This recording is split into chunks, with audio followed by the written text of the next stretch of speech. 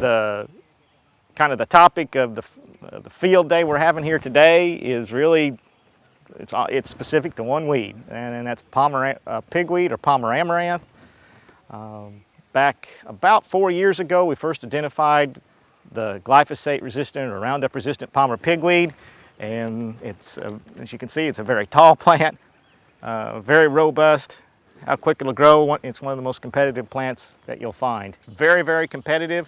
It's not native to Tennessee or even the Mid-South. It's native to the desert Southwest, and it's moved here over time.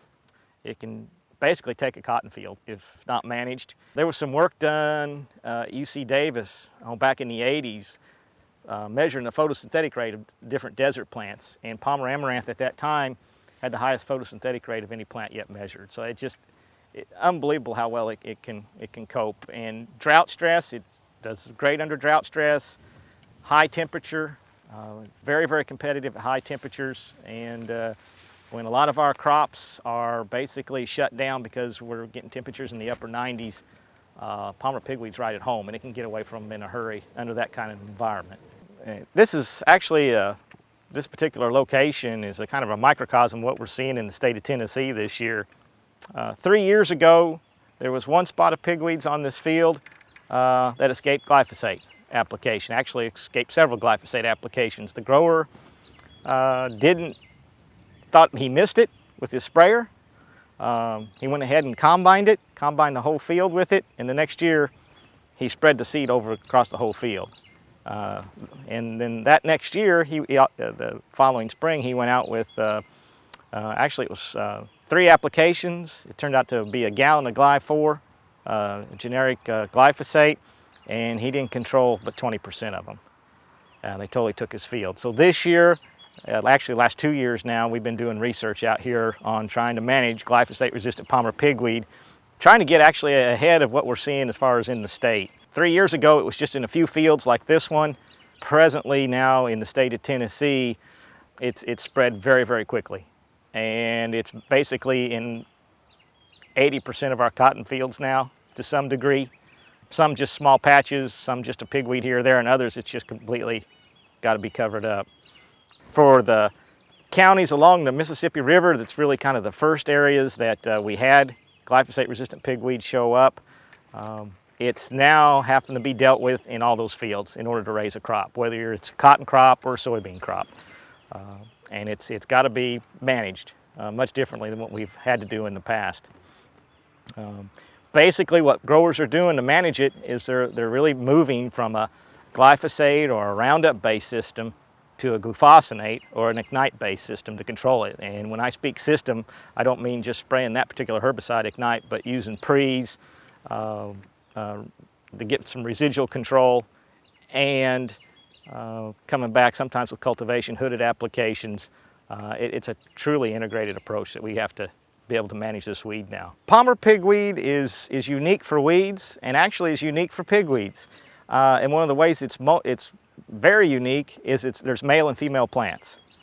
The males, all they produce is pollen, and they produce a lot of pollen. The females, all they do is produce seed, and they can produce a lot of seed. And here we have a female right here, just now getting started. You can just kind of see the stylets on it. Later on, the biggest way to tell them apart, though, is when you grab them, they get really prickly, very, very prickly. One large female Palmer Amaranth, this size, it's getting up there 6 foot or so, can easily produce 500,000 to 750,000 seed just in one plant.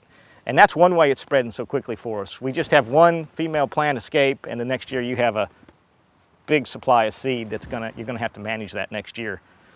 The other way that it's moving is with the pollen, and there was actually some good work done by some folks down in Georgia a couple of years ago that basically found that the pollen from a resistant male Palmer pigweed that pollinates a susceptible Roundup or glyphosate susceptible Palmer pigweed, a big part of her offspring will be resistant to Roundup. So it's moving with the pollen as well as with the seed. And I think it's one reason it's blown up so quick, because the pollen can go a long way, and I think it's one reason it's moved so quick. This particular field, basically was a continuous soybean field, but we're seeing also similar things in continuous cotton fields. And it was exclusively, since 1997, exclusively had Roundup applied to it, glyphosate. And that's basically the way it was selected for resistant weeds. We're seeing the same thing in cotton fields, or even cotton fields have been rotated to soybean fields. The crop rotation really doesn't matter if you don't rotate the herbicides or the chemistry. And that's where we're seeing a lot of this blow up pretty quick. Well, the rates were pretty much the standard rates that most growers have been using, 22 ounces of say, a Roundup Power Max or a quart of a generic glyphosate. And just repeated applications of those with very little other herbicide used. That's the environment that we're seeing the resistance biotype develop, under those type environments. And even in fields here in Tennessee where we have corn rotated to them, a lot of our corn now is Roundup Ready corn. A lot of growers, a pretty economical way to control weeds in Roundup Ready corn is Roundup or glyphosate and some atrazine. But we're finding that's not enough to help manage glyphosate-resistant palmer pigweed. The atrazine plays out fairly quickly, and then you're still looking at just trying to manage it with glyphosate. Crop rotation can be one way to manage this weed, but not when we don't rotate our herbicides. We've got to rotate our herbicides. Later post applications of things other than glyphosate in corn are what we need to be able to manage it in off years out of cotton. With the glyphosate-resistant pigweed, one of the things is just how tall it grows. It can get up over 6 foot very easily. It can grow over 1 inch to 2 inches a day. And what that means for a producer is that pigweed that is 4 to 6 inches tall, which is about as tall as we can get with an Ignite application, it can move from that to something 8 to 10 inches tall that no herbicide is going to control in a matter of 3 or 4 days. And after that, as you can see, it can get very tall, and it's very aggressive, and it will just choke out any crop for that matter very quickly. Just cotton or anything just cannot compete with it. These flowering branches that you see on here right now, they're a couple inches tall. They will continue to grow, and typically they will get upwards of 1 foot or 2. And that's one way to identify palmer pigweed from a lot of the other pigweeds. If you measure the flowering branches in feet, your palmer pigweed, if you measure them in inches, you're looking at other pigweeds. This is a palmer pigweed here. You can see it's about 1 foot long, some of the main flowering branches. And that's one way to tell it apart from some of the other weed species as it starts to mature. One thing about pigweeds, it's a little, they have lots of flowers. They're a big reservoir for plant bugs, which are a huge issue now, of course, here in the Mid-South. And if you are fortunate enough to be able to kill this weed, what we're starting to see is you'll flush a lot of those plant bugs off those dying pigweed plants onto the cotton.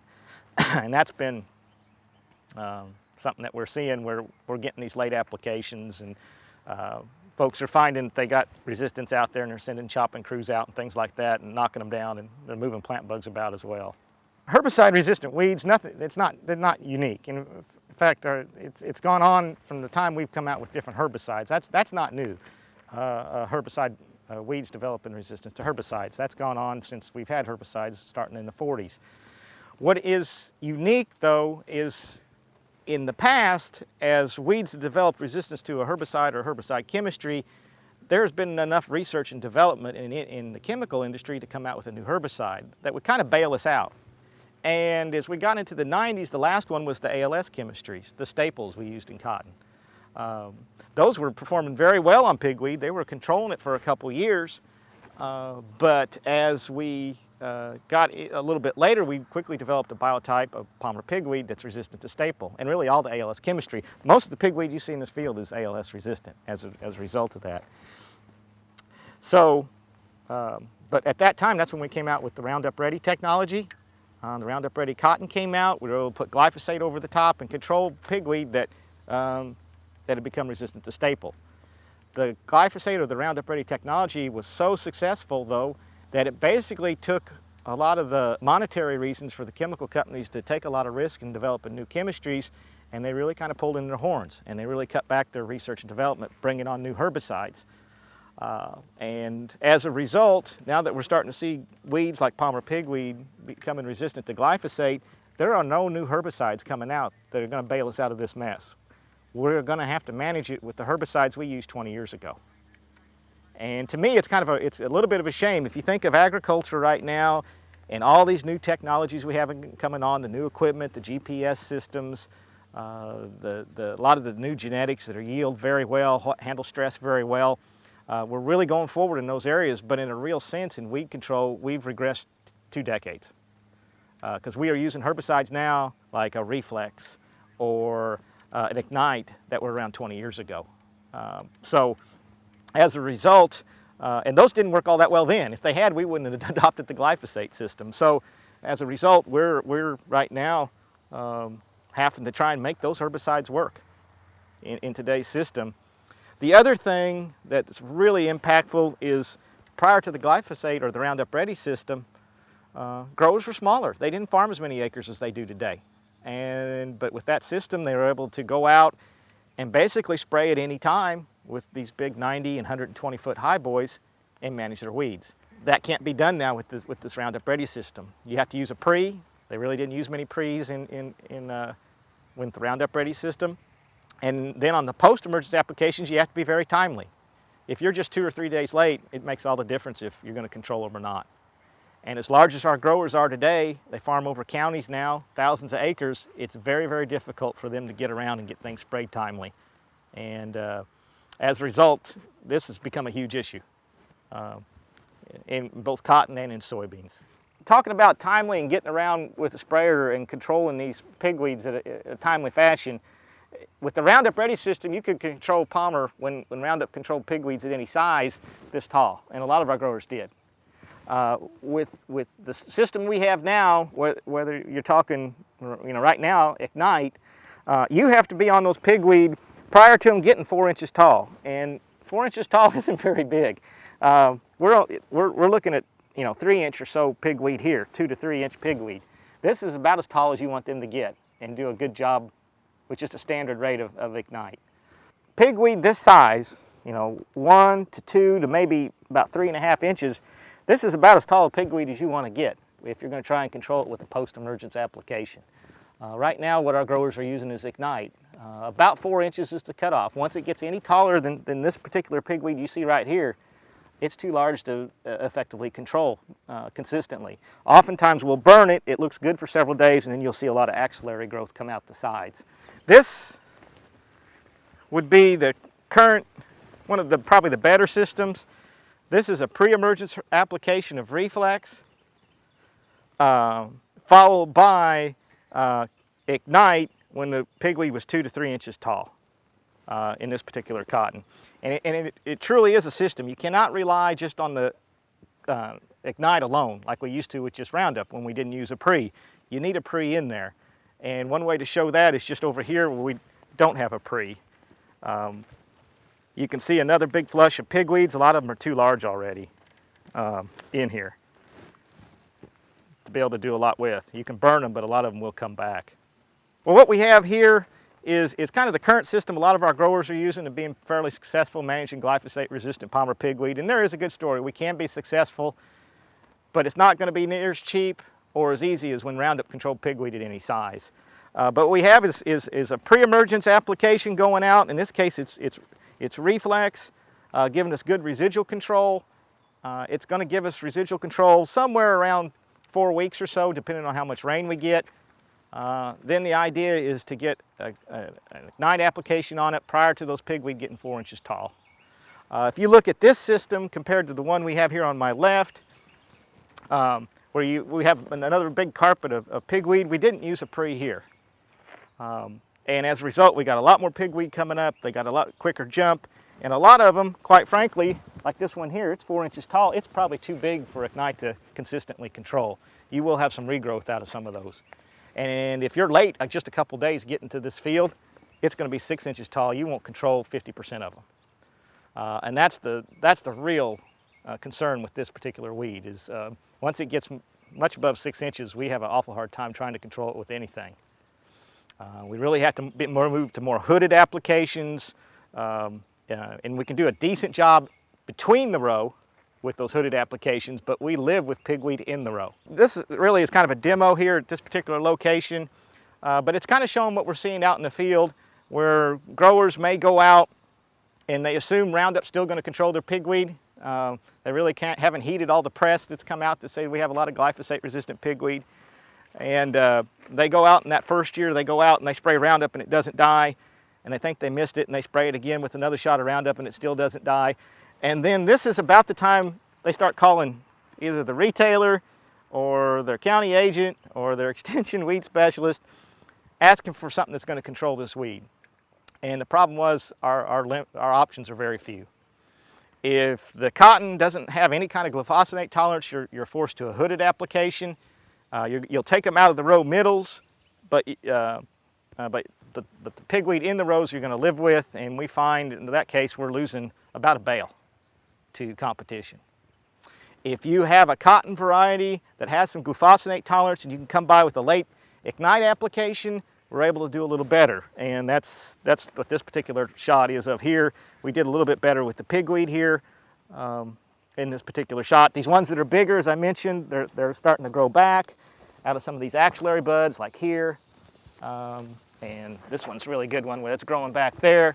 And this actually is, yeah, some of this here would actually be really good where there's, with the Ignite application, you see these growing back down here at the base of these plants. That's often what we see when we try and spray pigweed that's a little bit too big. You'll get regrowth out of the base, but at least you can knock them down and make them less competitive.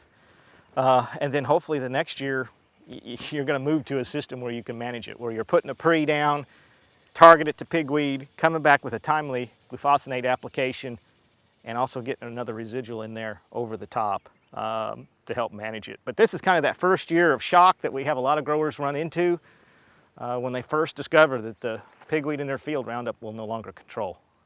This is what we see oftentimes with an Ignite application that's not timed very well. This pigweed here is about 8 to 10 inches tall, and you can see it's burned it. We look like we pretty much killed it as of 3 or 4 days after application, but by about 7 to 8 days you see this regrowth down here at the base. That plant, in another 10 days to 2 weeks, it won't even look like it's been sprayed. That new growth will come out and it'll actually look like it's about 7 or 8 plants instead of just 1 plant. And it's going to be just as aggressive, and we're seeing where growers are running into that a lot when they're spraying Ignite too late on big Palmer pigweed. With the contact herbicides, like we're moving to with glufosinate, or in soybeans with Flexstar,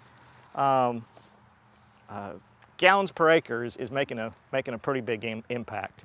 Where we're typically going with the glyphosate system we've had in the old, we're going from 6, 8, maybe 10 gallons per acre. In order to get good control with these more contact herbicides like Ignite or with Reflex in soybeans, something like that, we need 15 gallons and maybe even 20 to do as good a job. Moving to these other herbicides, we're going to need, that are more contact. We've got that are contact herbicides. We've got to get better coverage with those. It's another change that we're seeing with the glyphosate-resistant Palmer pigweed and moving from Roundup, where you didn't need coverage, to, in this case, Ignite, where you do need coverage.